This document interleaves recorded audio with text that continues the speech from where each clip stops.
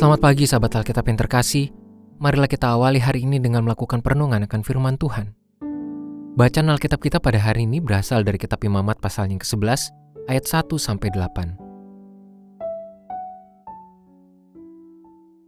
Tuhan berfirman kepada Musa dan Harun, "Katakanlah kepada orang Israel, inilah binatang-binatang yang boleh kamu makan dari segala binatang yang ada di bumi. Setiap binatang berkuku belah, yang kukunya bersela panjang, dan yang memamah biak boleh kamu makan. Tetapi inilah yang tidak boleh kamu makan dari yang hanya memamah biak atau berkuku belah. Unta memang memamah biak, tetapi tidak berkuku belah, najis bagimu. Pelanduk memang memamah biak, tetapi tidak berkuku belah, najis bagimu. Kelinci memang memamah biak, tetapi tidak berkuku belah, najis bagimu.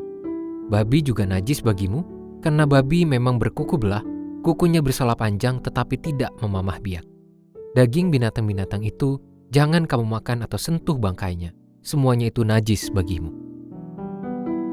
Konsep kudus merupakan salah satu nilai yang selalu melekat dengan kehidupan bangsa Israel kuno sebagai umat Tuhan. Nilai kekudusan ini menjadi bagian yang dapat ditemukan pada banyak peraturan terkait tata cara hidup keseharian dan ritus peribadahan mereka. Salah satu contohnya adalah melalui kehadiran daftar makanan yang najis dan tahir, antara yang dapat dan tidak dapat dikonsumsi oleh umat Israel.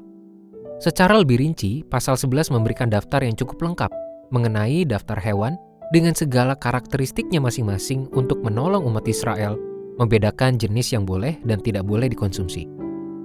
Terdapat penafsiran yang memahami kehadiran konsep makanan najis dan tahir dalam kehidupan bangsa Israel sebagai wujud penegasan akan nilai kekudusan yang perlu dijaga oleh bangsa Israel.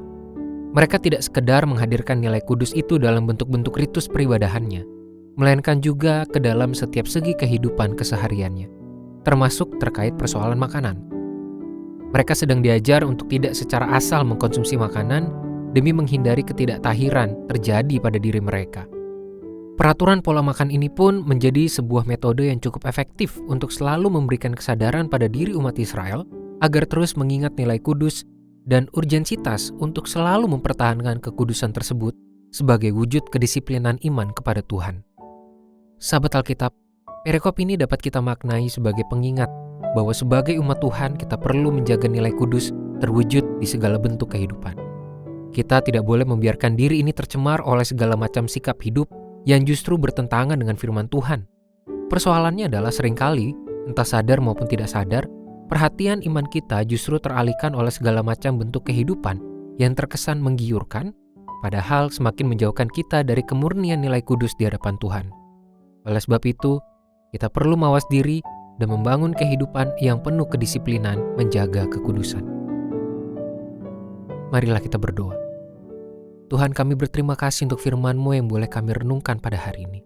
Tolong kami untuk memiliki kedisiplinan iman, keteguhan sikap dan komitmen untuk menjaga kekudusan, mempertahankan kekudusan di hadapan Tuhan melalui setiap bentuk kehidupan keseharian kami.